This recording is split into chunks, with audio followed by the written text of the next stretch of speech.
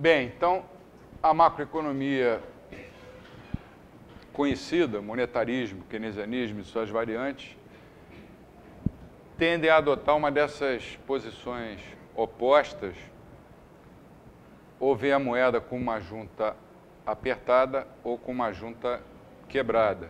O resultado disso é que os problemas macroeconômicos ou são vistos como triviais ou então como insolúveis.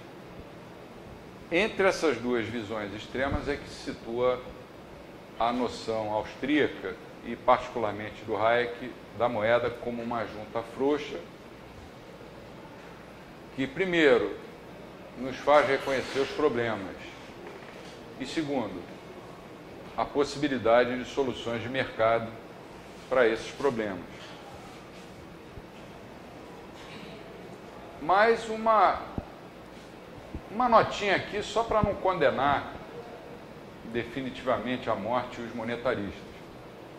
Afinal, eles sempre foram defensores das economias de mercado, embora por métodos diferentes dos austríacos. A ideia de que a moeda é uma junta apertada não pode ser condenada em todos os contextos. Por quê? Um deles é que ela conduz, por exemplo, as noções da moeda como um véu. O que é moeda como um véu? Como eu vou explicar isso? Que a moeda no longo prazo, ela tende a afetar mais as variáveis nominais do que as variáveis reais. Bem como aquele núcleozinho de verdade da teoria quantitativa da moeda, que é, resumindo, dizer que a inflação é um fenômeno monetário. Você dizer nos anos 50 ou 60 o que o Friedman dizia, que a inflação era um fenômeno monetário provocado por um excesso de moeda em relação à demanda, era uma coisa considerada absurda, radical, ultradireitista. O Friedman, quando ganhou o Nobel, foi em 76, se não me engano, ele foi recebido pelos estudantes em Estocolmo com uma ovação de ovos e tomates, porque ele era visto como um cara de ultradireita. Mas, como o Hayek falou para ele, essa teoria quantitativa da moeda sua só tem uma coisa de boa, que é a conclusão. O resto eu jogo fora. Mas, agora vamos voltar a ser austríacos. A gente tem que reconhecer que essas teorias são muito simples quando confrontadas com o mundo real.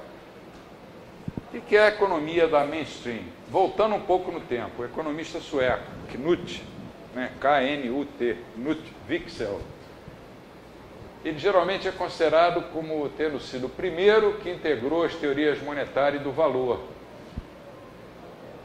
Na realidade, ele não fez isso, porque no seu modelo, os preços que eram puxados pelo efeito dos saldos reais são os saldos monetários em termos de poder de compra, né? Movem-se todos para cima ou para baixo. Não é possível você ter um preço subindo enquanto outros estão caindo, ou vice-versa. Mesmo quando é reconhecido que alguns preços podem variar temporariamente de maneiras diferentes, o modelo de Wicksell não faz menção a variações correspondentes nas quantidades. Com isso, o modelo dele acaba sem explicar as interações entre o mercado de moeda e os mercados de bens de capital. Ele só se focaliza nas relações entre, aí é macro, né, a quantidade total de moeda e o nível geral de preços. Mas o Wicksell era um defensor da economia de mercado. Eu fui na graduação aluno do então ministro professor Otávio Gouveia de Bulhões, que era declaradamente um Wickseliano. E ele aplicou as ideias de Wicksell no Ministério da Fazenda e derrubou a inflação que o João Goulart deixou, na época, em 91% ao ano. Mas, na obra do Wicksell, você fica preso ainda à macroeconomia. Ele não integrou a teoria monetária com a teoria do valor e deixou também de lado o fator tempo.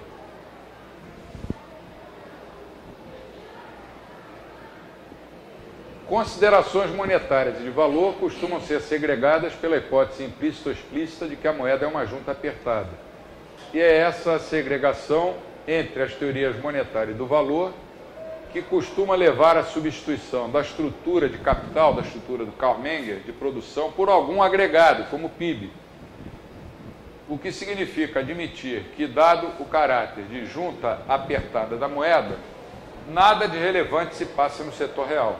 Então, a moeda cai de helicóptero na economia, ela só vai alterar os preços, não afeta emprego, nem produção, nem renda real, nem salário real. Ela só afeta as variáveis nominais. Renda nominal, lucro nominal, taxa de juros nominal, salário nominal, PIB nominal. Keynes, por sua vez, jogou fora a teoria do capital austríaca, do Baumgartner, sem substituir por nenhuma outra teoria do capital. Assim, seria apenas por outra citação do Keynes, acidente ou desígnio. O cara era craque. Craque. Teoria Geral, edição de 1964, página 28. Em oposição a uma ordem espontânea, que a economia poderia atingir a coordenação macroeconômica. Para o Keynes só poderia haver equilíbrio agregado, entre oferta e demanda agregada, por um acidente ou desígnio, quer dizer, do destino. Porque ele estava interessado em defender o intervencionismo.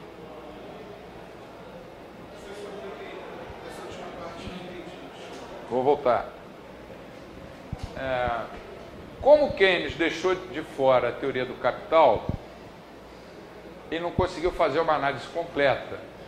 E sem uma teoria do capital, você não consegue explicar como é que a coordenação econômica ela é atingida. Então ele acabou apelando para essa... É uma fuga, né? Você dizer que só por acidente é que a economia vai encontrar um equilíbrio macroeconômico. Por quê? Porque falta uma teoria do capital por trás para explicar. Ou porque vai encontrar o equilíbrio, ou se ele quiser se defender, que não, para mostrar que não ia encontrar o equilíbrio. Mas a economia só não vai, os agregados só não vão efetivamente se equilibrar por acidente possível. Porque assim, não. Na verdade, eles tendem a esse equilíbrio, mas eles nunca chegam a ele. Então, se eles chegarem, eles por acidente. Mas é diferente dizer que... Sim, claro que é diferente, mas nesse sentido. Eles vão tender para o equilíbrio, tanto no nível micro, como, se a gente quiser, no nível macro. Mas não vai ser por acidente, vai ser pela ação humana, racional. O Keynes dizia, não, uma coisa, sei lá, extraterrestre. Hã?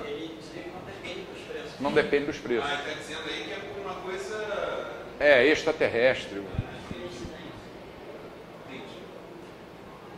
Sei lá o que aconteceu aí no PowerPoint, entrou tudo uma vez, deixa.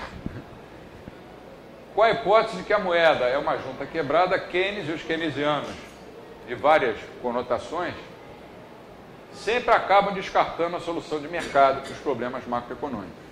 Você vê que sempre tem um keynesiano defendendo que o governo deve desvalorizar o real, o outro dizendo que ele deve mexer no salário, o outro que ele deve fixar certos preços.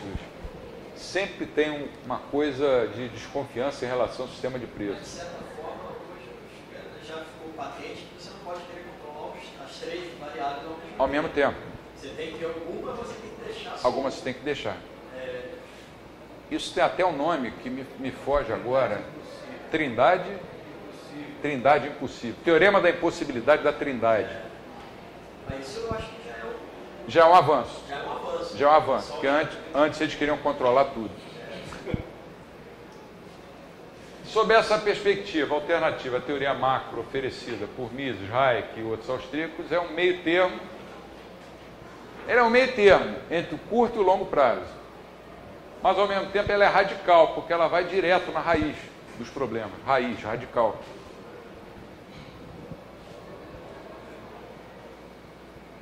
Qual é a teoria macroeconômica, entre aspas, né? Porque para nós macroeconomia é uma coisa fictícia, mas nós temos que falar a linguagem dos outros. Então vamos falar, mas entre aspas. O ponto significativo que ressalta a moeda como uma junta frouxa é o da complementariedade intertemporal entre as diversas ordens de bens de capital. Por exemplo, a ocorrência de um excesso de bens de ordens elevadas, que é bens de consumo final, bens de ordens elevadas são bens de capital, né?